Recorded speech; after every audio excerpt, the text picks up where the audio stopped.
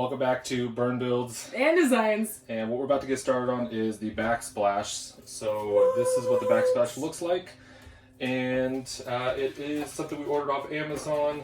And simple peel and stick. Yeah. Peel and stick. It's we're going to keep this easy. Don't do real tile. It's too heavy. I know some people who do, especially for the bathrooms and things like that. Yeah, it looks super bougie. It looks amazing. It's also really heavy. So when you think about RV, you got to think about weight. Stay light. As light as you possibly can. So we're going to jump in this and stay tuned for what it looks like.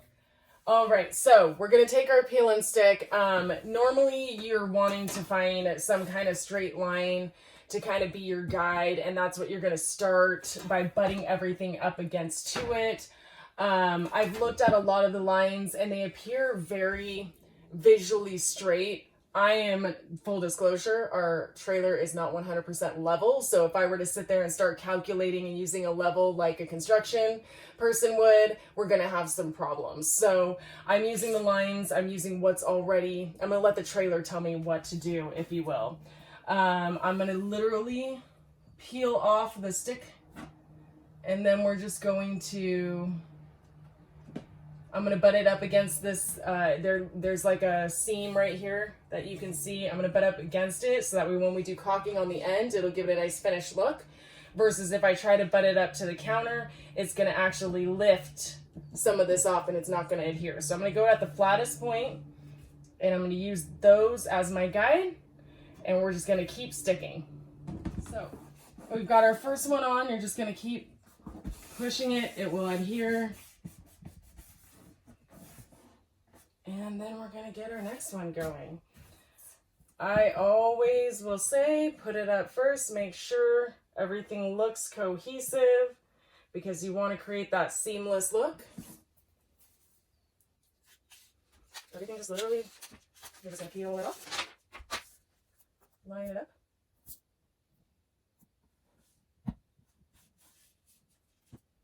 And keep going. Okay, so we're getting close to the edge. I'm going to put it right there. I'm going up until this seam because we're going to use caulking once again to give it that finished look. And then I'm going to hold this here. I need my trusty pencil.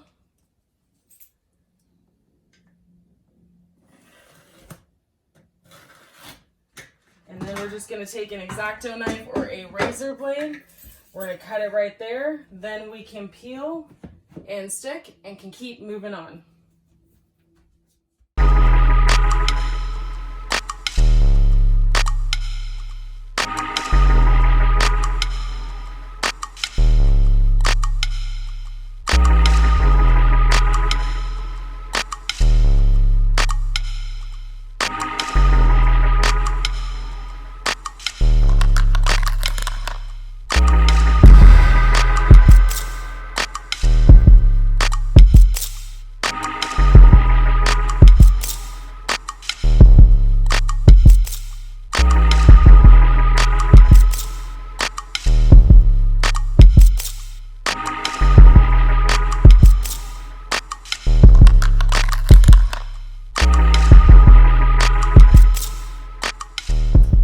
Okay, so this is where it gets a little bit dicey, but I'm going to show you the trick. Like, you can't sit there and you can try to like guesstimate where to cut, but you're getting stuck, right? Now with the herringbone, you want to make sure to line these up. This is literally just the back that I peeled off. So make sure it's not facing the wrong way. Make sure it's facing the right way. Perfect. Then I'm going to line that up because it is more flexible than the tile. Lining it up to right about there. Take my trusty pencil and then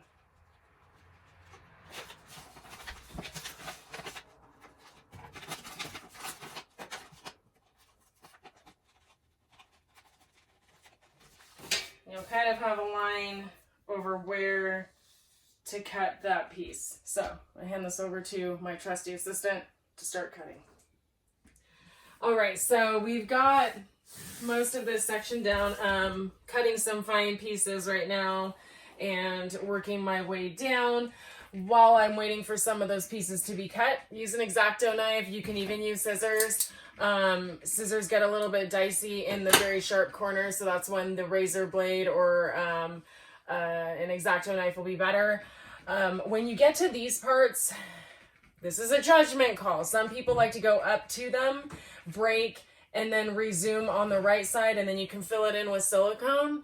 Personally, I would have to do that here and over here, and I just don't know if I like how much it would break it up. I'm already allowing this seam here. I'm going to go over it. Believe it or not, yes, it is going to lift. It has a little bit of an indentation, but it's going to be enough where you're going to be okay. It's still adhering pretty good. I'm a little concerned because it is on a seam, so I am going to have my husband at the very end go through and add caulking to all of this. Otherwise, we're going to keep on going, and I'll touch base with you when this side is done. All right, guys, finally got the backsplash done. It is a new day. Unfortunately, we weren't able to get the final video on the day of. We lost track of time, started actually jumping into the bathroom and started doing the backsplash on there as well. But please take a look at what we got so far. The kitchen is officially done. Only thing's got to be fine-toothed now is I might be adding some quarter round on the edging. Haven't decided if I'm going to do that or just fill it in with some silicone to kind of hide the imperfections. But please take a look at what and let me know what you think. And here is the backsplash in the kitchen. Came out really nice. We're really happy with the results. It went all the way up, and then when it also went to the bottom.